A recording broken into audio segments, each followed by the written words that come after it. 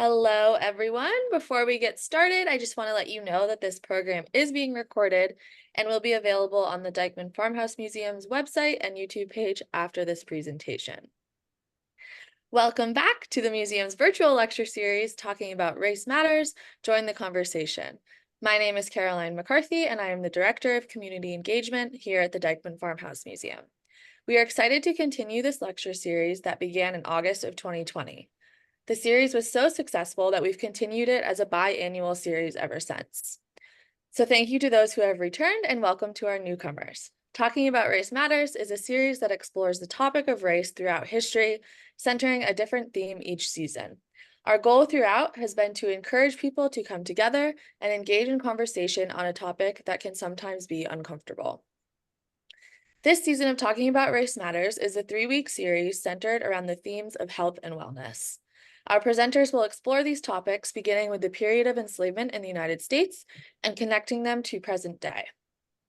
During the lecture, if you have any questions for the speaker, please use the Q&A function and we will get to those questions at the end of the presentation. We would like to thank you all for attending it tonight, and we would also like to sincerely thank this year's Talking About Race Matters sponsor, TD Bank. Please welcome Cindy Matos, who will say a few words on behalf of TD Bank. Thank you, Caroline. My name is Cindy Matos, and I'm a small business relationship manager at TD Bank. And I've had the pleasure of working with the Dyckman Farmhouse over the years. And today we are thrilled to support the Talking About Race Matters lecture series, an important initiative which aims to foster meaningful conversations about race, where we can come together and learn from one another. We are especially proud of our ongoing partnership with the Dyckman Farmhouse Museum. This partnership truly embodies our shared commitment to fostering diversity, inclusion, and understanding. A special thank you to Dr. Gretchen Sorin for sharing her time with us, and thank you to all participants and organizers of the series. And I look forward to the conversation, and thank you again. Thank you, Cindy, and thank you again to TD Bank. Now I am excited to introduce tonight's speaker, Dr. Gretchen Sorin. Dr. Sorin is the Director and Distinguished Professor at SUNY Oneonta's Cooperstown Graduate Program in Museum Studies. Tonight, she is presenting Bled, Cupped, Blistered, and Purged, Healthcare in the 18th and 19th Centuries. Healthcare in the time of the Dyckman Farmhouse, the 18th and early 19th centuries, was dramatically different from healthcare and wellness today, although we can see reminders of this time in some current practices. The people of the Enlightenment made some moves toward cleanliness, but the lack of indoor plumbing and body cleansing, the difficulty of finding clean water, and the lack of sewage systems contributed to a host of health problems, as did a limited number of effective medicines. Inspired by an exhibition developed by the Cooperstown Graduate Program titled Homesick, Health and Hygiene at a 19th Century Farmhouse, this talk will highlight medical practices in this period and the care available to both wealthy landowners and the enslaved people who shared their households. So without further ado, I'd like to introduce Dr. Gretchen Sorin, presenting Bled, Cupped, Blistered, and Purged, Healthcare in the 18th and 19th Centuries. Thank you. Can my computer says that I'm sharing my screen, but I don't see it. You're all good. We can see you. You can see it? Yep. Oh, perfect. So I would like everyone to imagine the world in which our ancestors lived. It was not as romantic as it is often portrayed. There were no flush toilets. There was no toilet paper. There were no antibiotics. There was questionable water purity, and many women died in childbirth. Nearly 2/3 of all children died before the age of 5. And people regularly died of epidemics. So we've all been through a global pandemic. Well, there were regular epidemics in the 18th and 19th centuries of cholera, tuberculosis, yellow fever, and smallpox. And so tonight I'm going to talk a little bit about the importance of the disposal of sewage, something that we don't have to think about because we just flush it away, about the availability of clean water, something that still has to be thought about in many parts of the world, but Americans generally don't have to think about it too much. About the availability of health care, who gets health care and what kind of care do they get. And I'm going to talk about the disparity in this time period between the care that people who were white, especially wealthy white people, received and the health care that the enslaved people in the time period received.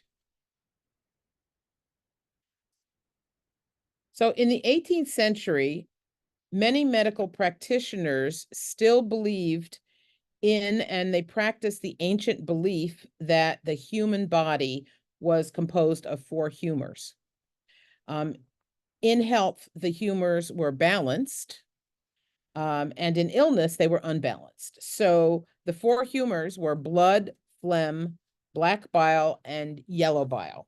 And if it was believed that if you were healthy, these were all in balance, but if you were unhealthy, they needed to be balanced. So the job of a physician in this time period, if you had access to a physician, was to balance the humors by bleeding or purging the body. And this is a print called Breathing a Vein, and it's a caricature of the process of bloodletting. And this object is a phleem, and this was the object that was used to press into the vein to bring about the blood. Now, during the Enlightenment, new scientific theories of disease were developed, as well as a growing medicalization of care, and a variety of medicines were developed in this time period. But the controversial germ theory would not come about until the end of the 19th century. There were some people that did connect disease to germs, but it was not fully and accepted until the end of the 19th century.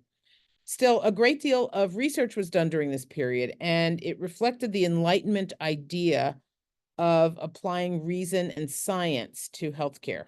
This is a time period when public health starts to become a way to address epidemics. Epidemics are so severe, and they take such a toll on the community that there's this new field called public health.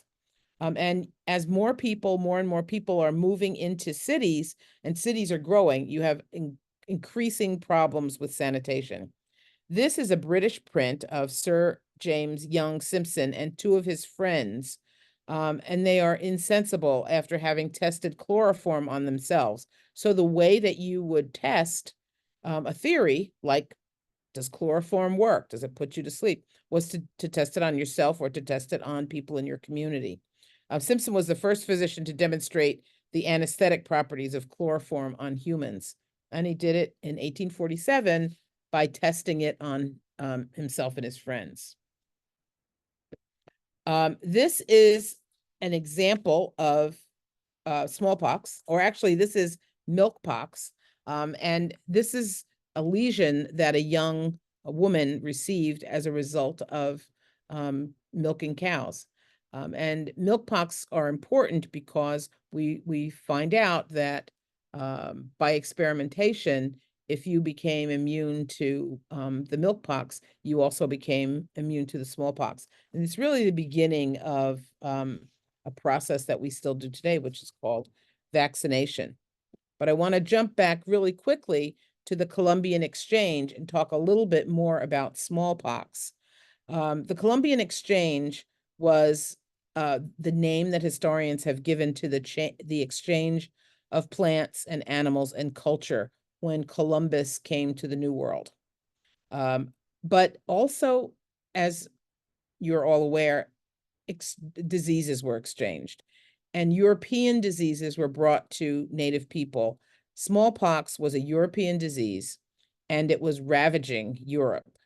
And communicable diseases of the Old World, meaning Europe, resulted in an 80 to 95% reduction in the number of indigenous people in the Americas, beginning from the 15th century and onward. So Native people died in huge numbers, and I think we need to acknowledge that even as we're talking here about the Dyckman family and the 18th and 19th centuries.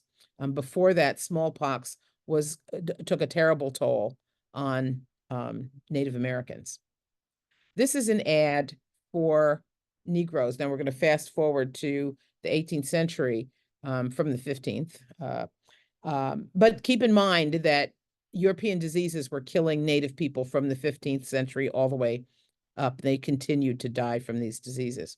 But this is an ad for 150 healthy Negroes. And what's interesting, a couple of things are interesting about this ad. The ad tells us that these Africans had some skills. They were arrived from the rice coast, and so enslavers went to Africa looking for people that knew how to grow rice. So we see that from this ad, but it also tells us that they are free of smallpox. And that was very important because smallpox was a terrifying disease in this time period. And you couldn't prevent, a lot of people felt that there was no way to prevent it. But Puritan Cotton Mather had an idea. Wasn't his idea. We'll get to that. Cotton Mather was given credit for a process that was called variolation. And variolation was the early means of vaccination.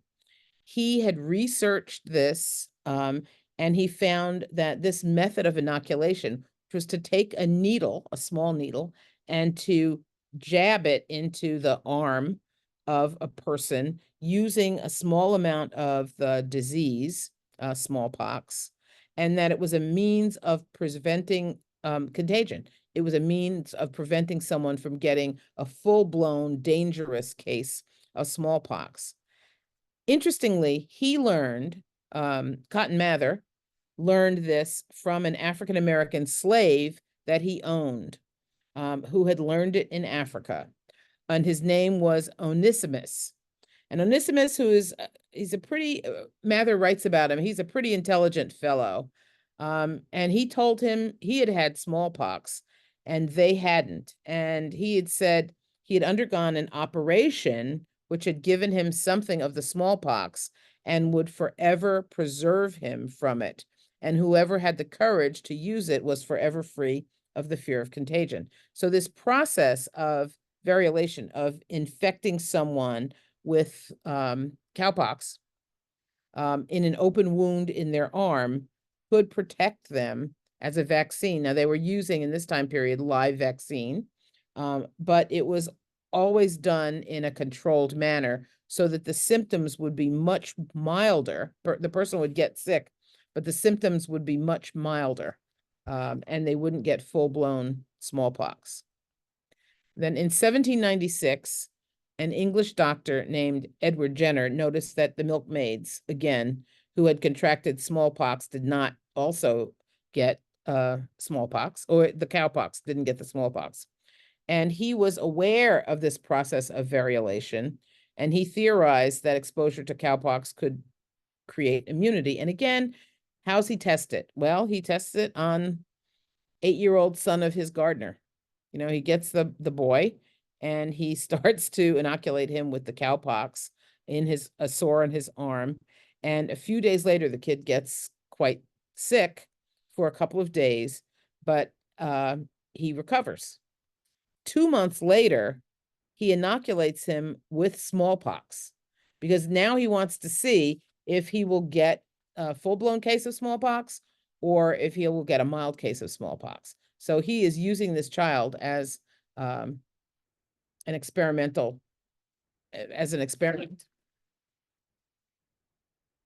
This is just an English print called The Cowpox, The Wonderful Effects of the New Inoculation.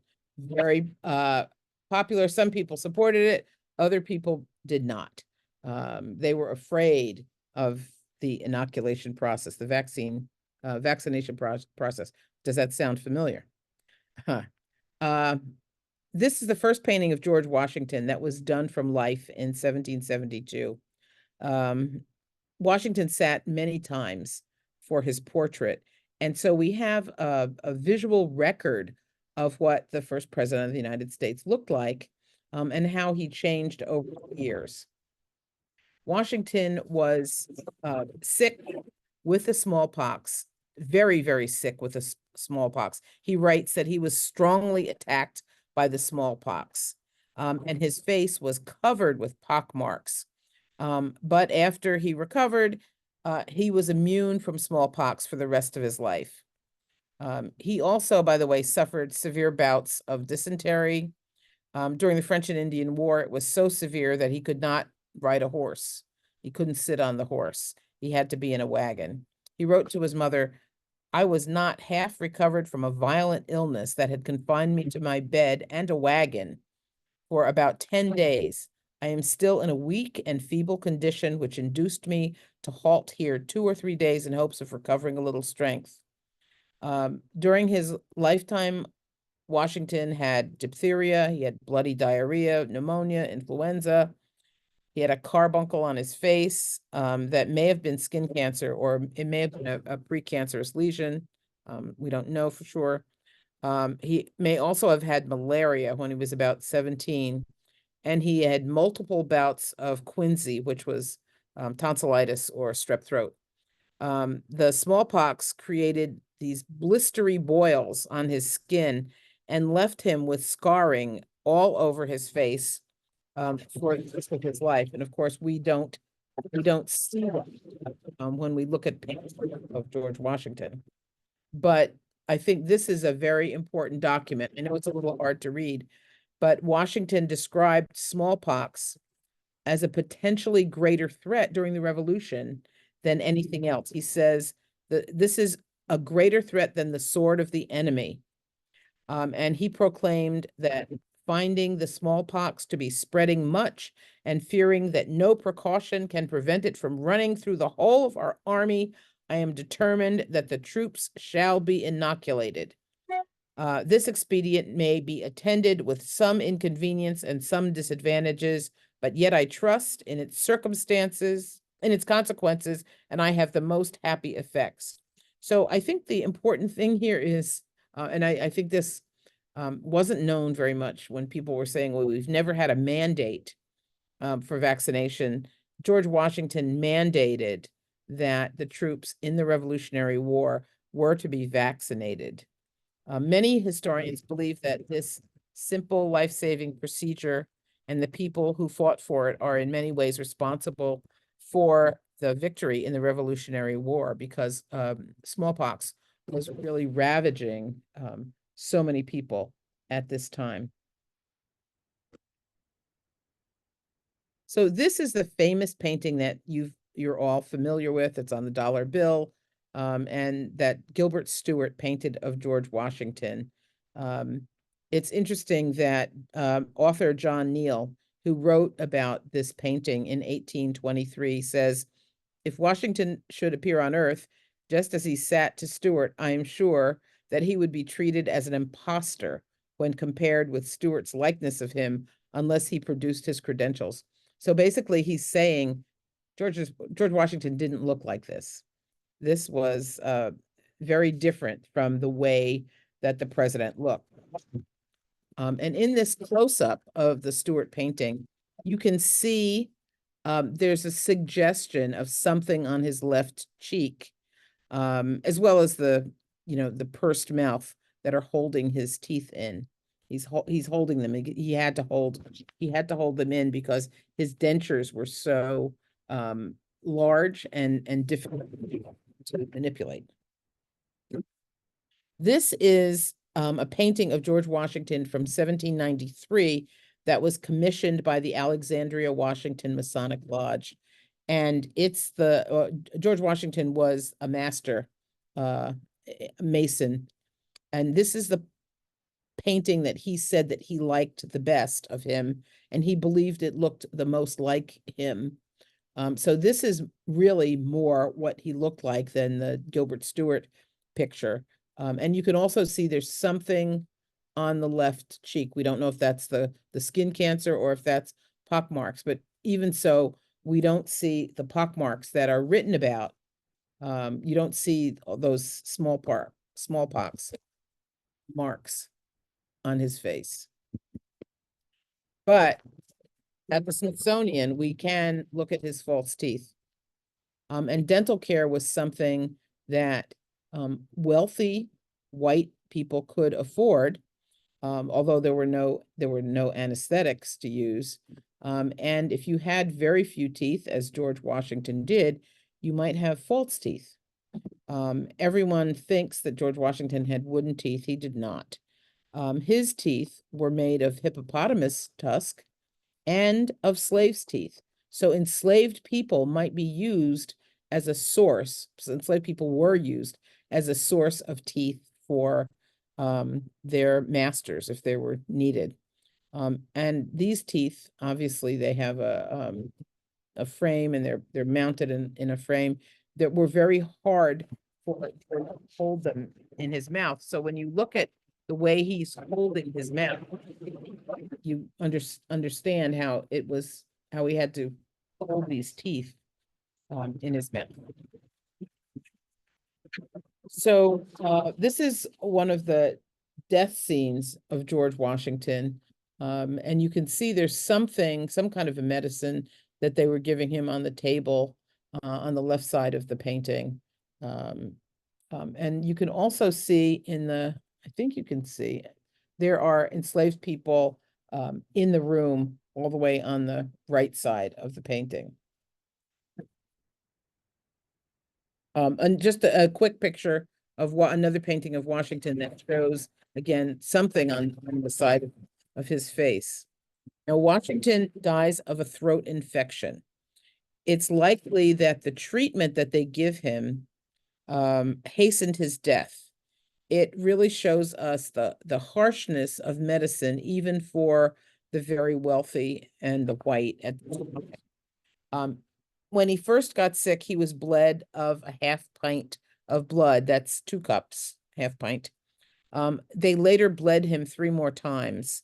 The last time he was bled, so the 4th time, they took 32 ounces, which is a quart of blood.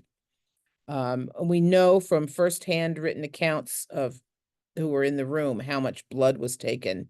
So that certainly contributed to his demise.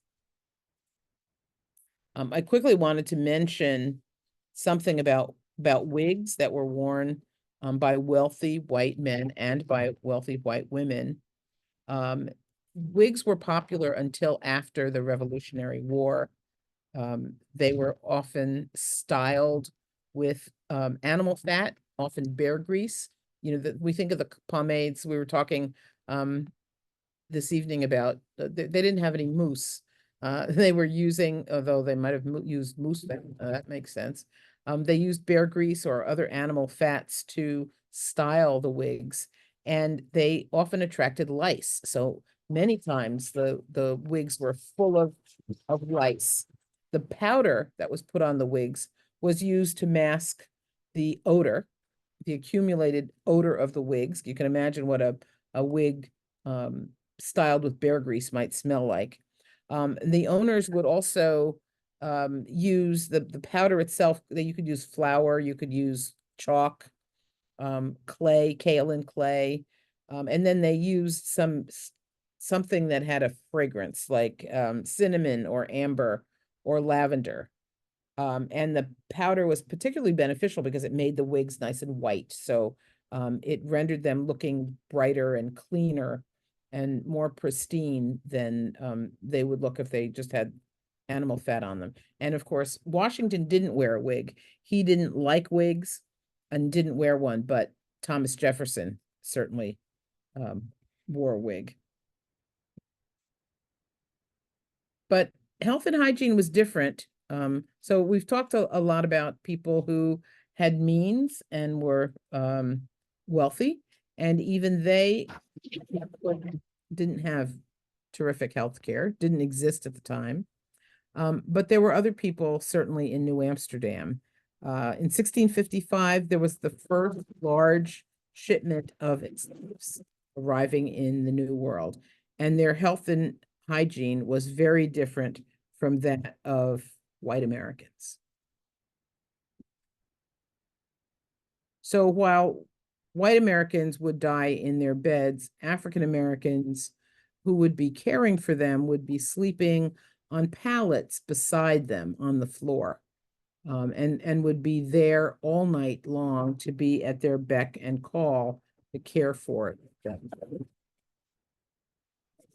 Slaves suffered extremely high mortality. If you thought white people had high mortality, slaves had much greater mortality. Half of all slave infants died during their first year of life, which was twice the rate of white babies. And while the death rate declined for those who survived their first year, it was still twice the white rate through the age of 14. There were farming accidents, there were other kinds of accidents, and nutrition was a huge problem for the African American community. As a result of the high infant and childhood death rate, the average life expectancy of a slave at birth was just 21 or 22 years, compared to 40 or 43 years for antebellum whites. And enslaved people rarely had the opportunity to be treated by a doctor or to be seen by a doctor. A major contributor to the high infant and child death rate was chronic undernourishment. Slave owners seemed little interested in the health of women when they were pregnant and in the diet of families of their enslaved people. It depended, obviously, there were differences in different households, but there were rarely significant rations for enslaved people.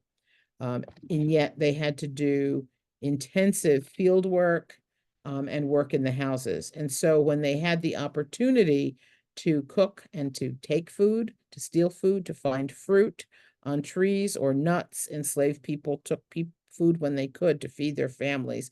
And if they could, they would keep a small patch of their own to supplement their food supply. And this was more difficult in the North, where enslaved people lived in the house rather than living in their own huts with little pieces of land nearby. We know that Jacob Dyckman, who himself was a physician, died of tuberculosis. And that is another crippling disease that was rampant in the 18th and 19th centuries, but that today can be cured. Tuberculosis was a wasting disease, which meant you lost tremendous amounts of weight, and it was highly communicable. So if an enslaved person was sleeping in the room with Jacob Dyckman and caring for him, that person would likely have gotten tuberculosis.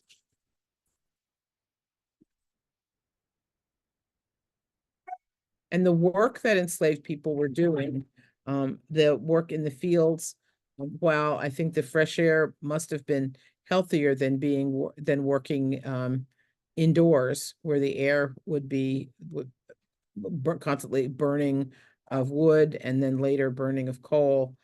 It was still very rigorous and very with limited amounts of food. But African Americans were resourceful, and they incorporated a variety of West African practices into medical practice. So there were many African Americans that were their own doctors, and they were able to share some West African practices and incorporate them in the New World.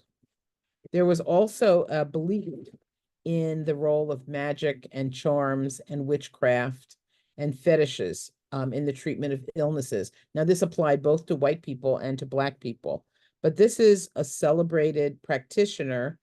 His name is Grayman Quasey, and Grayman meaning great man, and he was a widely respected practitioner of magic and charms. And he was able to cure illnesses and provide protective amulets. And this engraving comes from the autobiography narrative of a young Dutchman who joined a military force against the rebellions of the enslaved in the Dutch colonies of Dutch colony of Suriname. So we do know that enslaved people had their own magical practices and fetishes, and treated themselves. And this too is another example of that. This is an 1831 image from Suriname that shows a conjure woman using her spiritual powers as a healer to help cure a child. The child is not present in this image. And after engaging in certain rituals, she gives the mother, that the mother is standing in front of her, a herbal concoction that was made in that pot in front of her. The mother is told to drink the tonic several times, and then is given some herbs that she's to give the child. And these healers, who are regarded as oracles, are usually older Black women who had these special curative powers.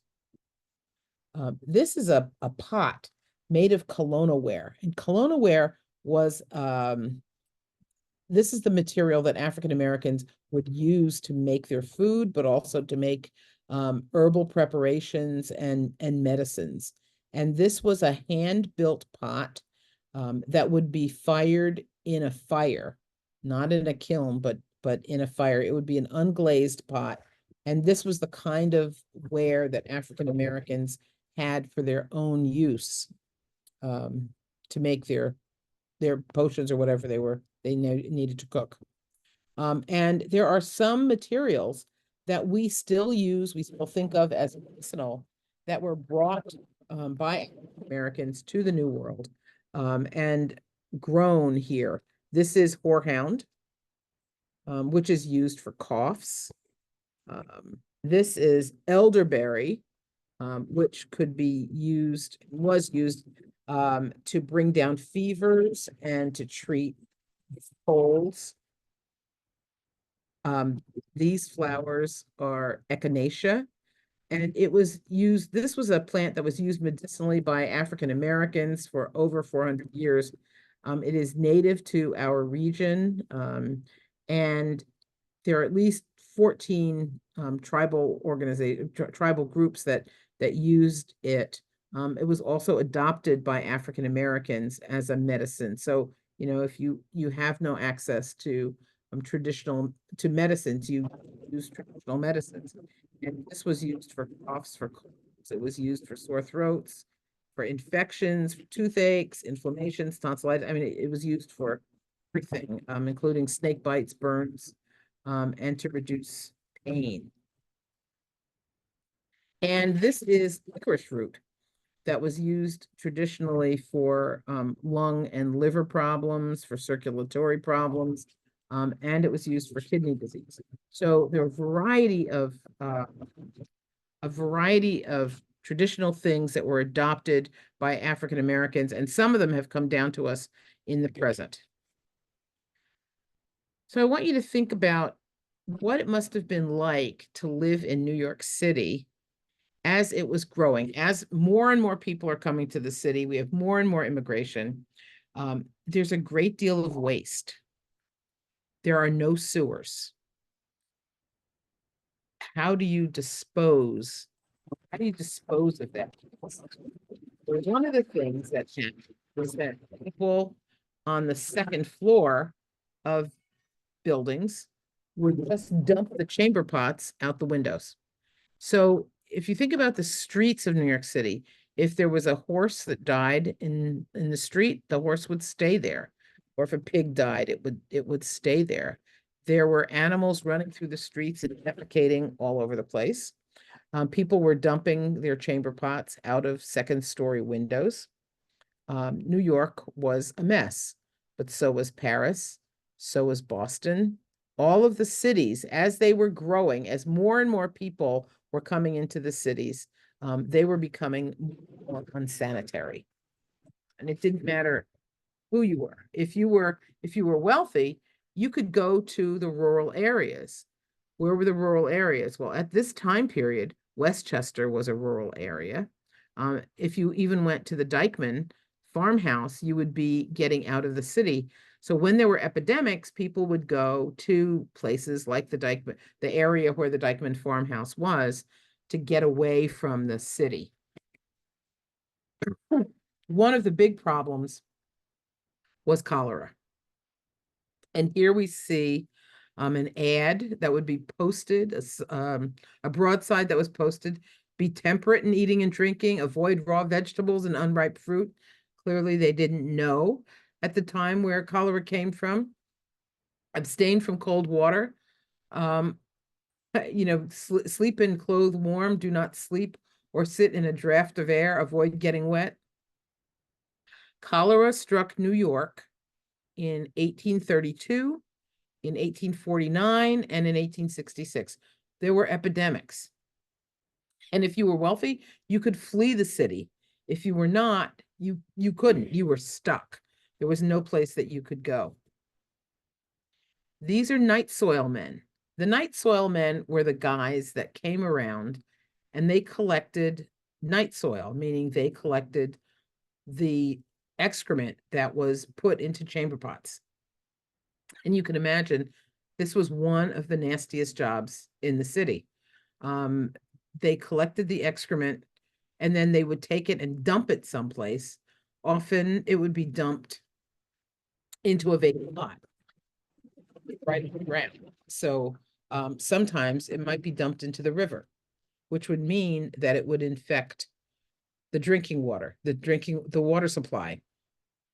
And that, the infected water would lead to cholera.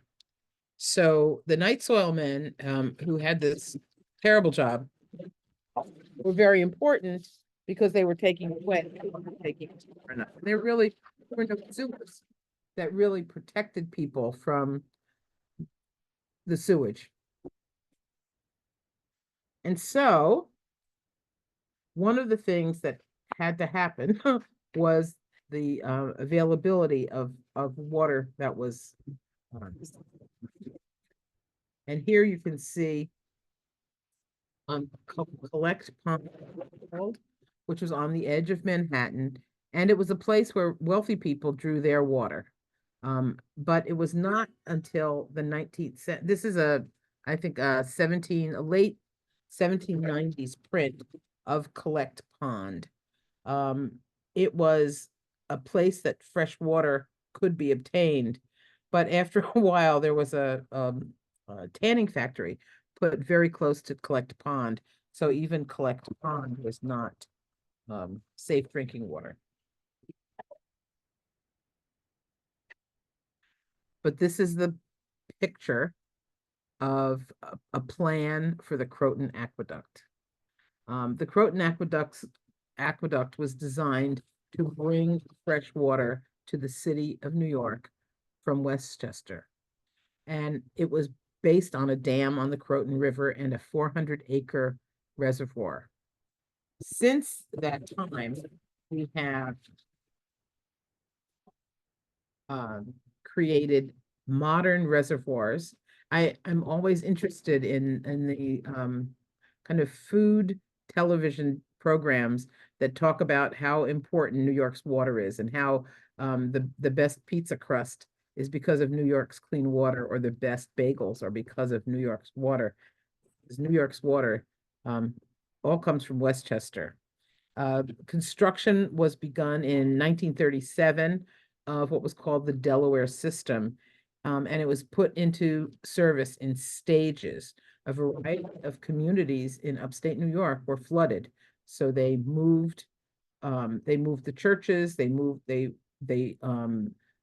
all the burials in those communities, and they completely flooded those communities, make 4 reservoirs. And one was built in the Roundout Reservoir was built in 1950, the Neversink Reservoir in 1954, the Papacton Reservoir in 1955, and the Cannonsville Reservoir in 1964. And those reservoirs today provide the safe and clean drinking water for New York City. But that water is actually coming from Westchester. New York's got wonderful drinking water. I will stop there and stop share. And I would love to hear your questions and comments. Thank you, Gretchen, so much. We have some questions already. The first question is, did Washington face any backlash against the use of vaccines, and were there early anti-vaxxers? Oh, that's a great question. I don't know that there were anti-vaxxers. There were people that were afraid of the vaccine. Um, but I think it was such a terrible scourge that people wanted to be vaccinated. And so and it was an order. It Mhm. wasn't that you had a choice. It was a military order. And so people were vaccinated. There were some people that did avoid it, yes. Thank you. Let's see. Our next question is, did simple boiling of soiled water diminish the infections like cholera? And if so, why wasn't boiling water uh, performed all of the time? It wasn't until a British physician figured out that water, that dirty water, was what was causing cholera. People didn't think it was the water.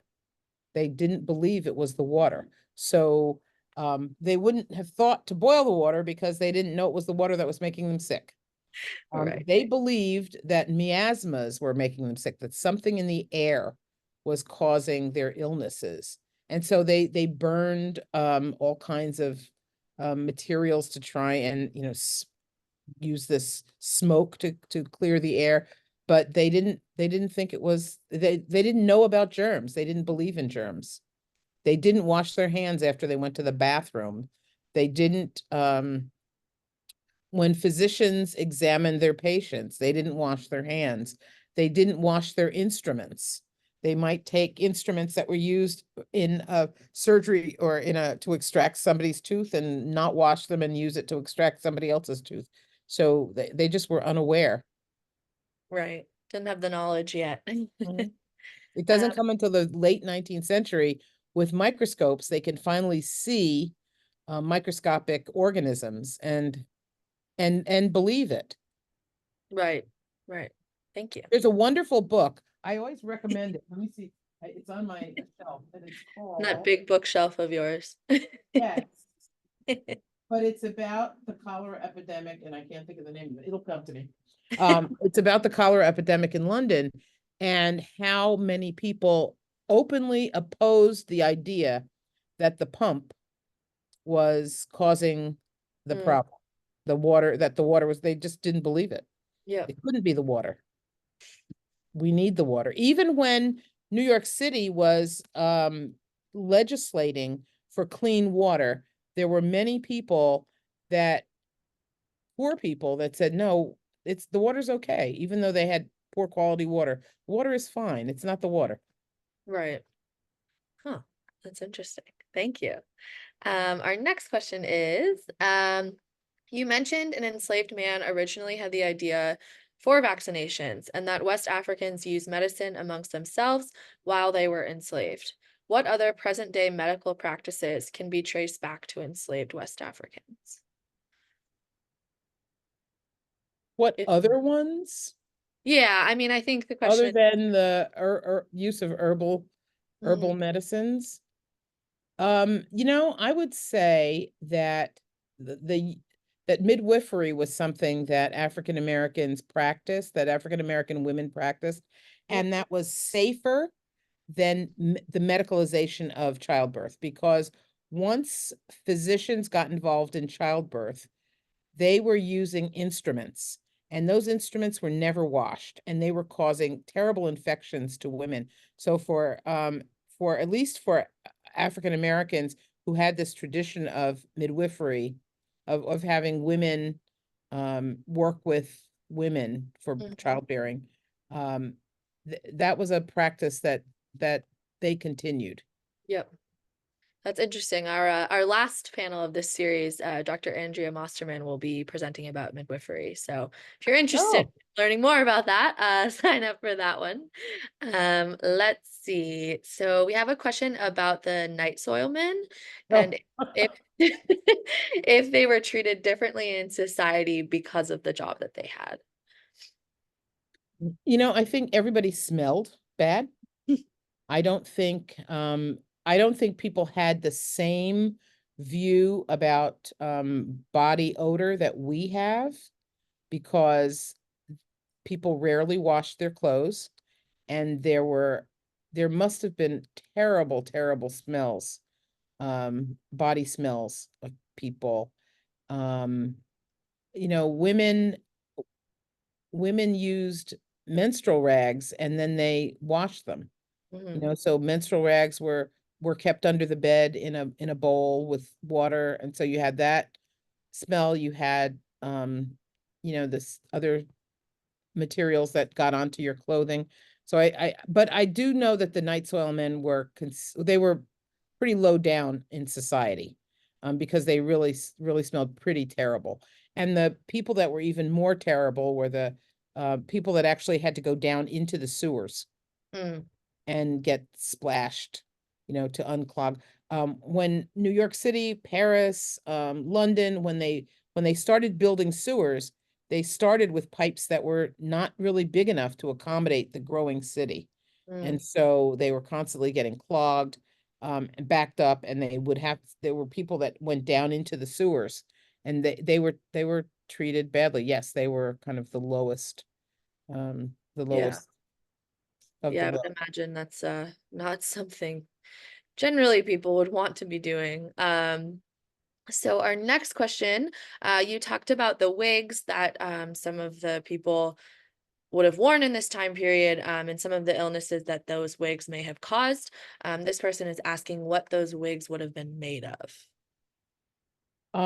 Goat hair, Mm. horse hair, um, the animal hair. Mhm. Yeah. And then they used the animal fat to shape them and make them curl, to put the curls in them, and Yep. hold them in place. And they got really elaborate, especially the women's wigs. Yeah. They got really big and really elaborate. There's a cartoon that I couldn't find that shows a wig that's cracked open and it's full of maggots. And I thought, maybe that's a little bit too graphic. But but yeah. Yeah, I'm And I'm trying to sure I'm illustrate. sure someone as wealthy as Thomas Jefferson had multiple wigs and didn't have to worry so much about Right. men's wigs were certainly less likely to be full of lice. But one of the reasons that wigs were popular was because syphilis was also rampant, and syphilis causes your hair to fall out. And people use those wigs to cover up syphilis. Mm. The effects of syphilis. I did not know that. Learn something new every day. So this is another good question. What would be considered good hygiene at this time, and when did the correlation between hygiene and health make it to the public? Hygiene and health. I think you start to see in the late 19th century, when people are aware of germs. You start to see these images, these cartoons that show people sweeping the floors and taking the rugs outside and letting the sunshine in and feeling that that tuberculosis, you should get fresh air and sunshine. So late 19th century, I would say that's when they start to understand the connection between cleanliness and um health. Mhm. What was the first part of that question? What would be considered like good hygiene at this time period? Good hygiene. Or Um, I guess, but people weren't washing their hands. Were they doing anything that was considered what we would call good hygiene, I suppose? yeah, I'm just trying to think what would be Yeah. considered good hygiene. Um, yeah, I don't know if I would call it what they were doing good hygiene. I mean, they lacked knowledge. Mhm. They lacked the information that we have. They would probably consider it good hygiene. They had different ideas about, say, about bathing. They felt that to expose your body to that much water was not a good idea, often to do that often. And so good hygiene, I guess, would be keeping your humors in balance.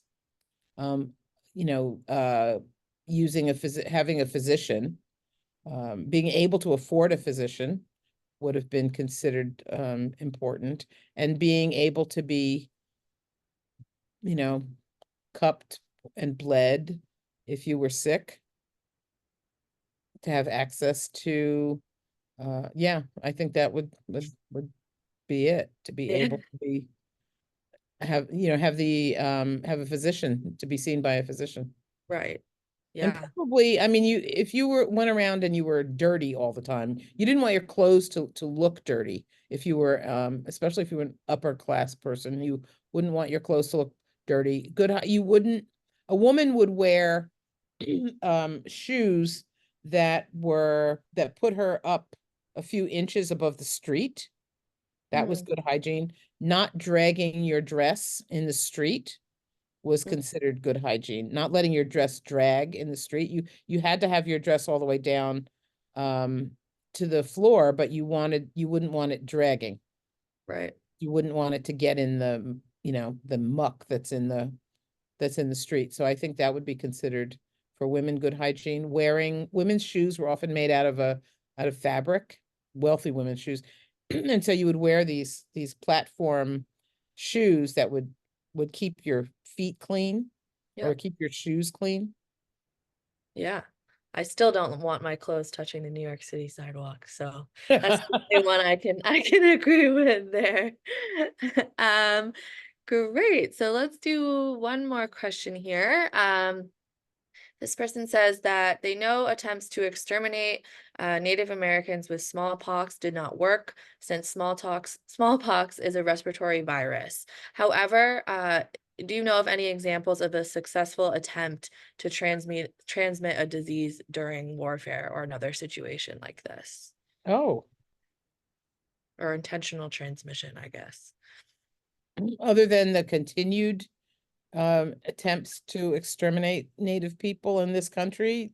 So it happens in the late 19th century as well, when in the West, Hmm. intentionally give out infected blankets. It doesn't work. Someone's asking for a successful genocide. I mean, I guess they're asking if illness has been used successfully in this way. Um, Hmm. or So I guess it depends on your you know, and how you see illness being used. Yep. But I would definitely say that the experiments on African American men, the Tuskegee experiment was Yep. an attempt, uh, was an attempt at genocide. Mm. Not treating those men was a terrible Yep. um, thing to do. I think those kinds of experiments have happened throughout American history. And as we were, I don't know that it's been done on the scale of genocide, but I Mhm. do know that people with the quote unquote best, um, you know, the wanting to advance medicine have Yep. done experiments and have done things that are really inexcusable Yep. in the name of science. And so I would say those are, yeah. Yeah, definitely. All right. So I want to end here on a comment from a participant that says, thank you, Dr. Gretchen Sorin, for this presentation. I didn't know what to expect, but this was very interesting and great history information. Since my husband owns a dental lab and he makes dentures for dentists, I'm going to share the pictures of George Washington's teeth. That was a good image for everyone there. Hopefully he doesn't make teeth like that. Yeah, hopefully that's not happening. But I would like to thank you again on behalf of the Dyckman Farmhouse Museum. I hope all of our attendees enjoyed this talk. We hope that you will consider making a donation to enable us to continue to offer free public programming. Gifts in any amount are appreciated. I'd also like to remind you that this was the first of 3 lectures in our Talking About Race Matters Join the Conversation series. Join us here on Wednesday, August 21st at 12 p.m. on Zoom for Degendered and Dehumanized, the Historical Deconstruction of Black Womanhood by Dr. Maria de Longoria. Be sure to register through the link in the chat and follow us on social media for updates. Thank you again and have a great rest of your evening.